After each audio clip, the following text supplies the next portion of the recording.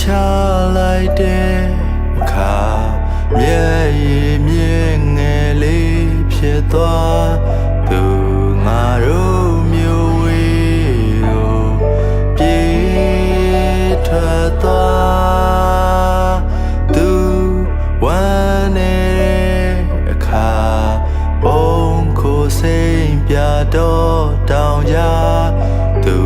ဟာကြောင့်နဲ့တဲ့ကိုခုံချ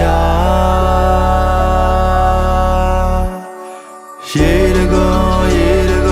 ဘယ်ကိုစီးစဲမလဲရေတကုံဘယ်ကိုခီးစဲမလဲရေတကုံဘယ်ချိန်မှဆုံးမလဲရေတကုံ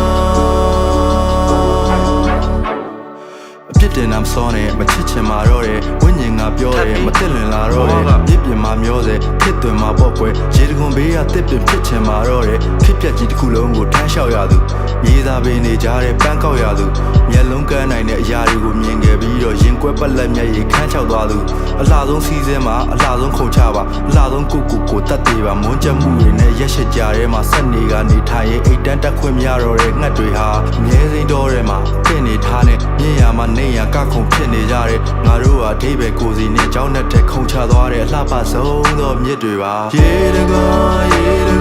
ဘယ်ကိုစီးစဲမလဲ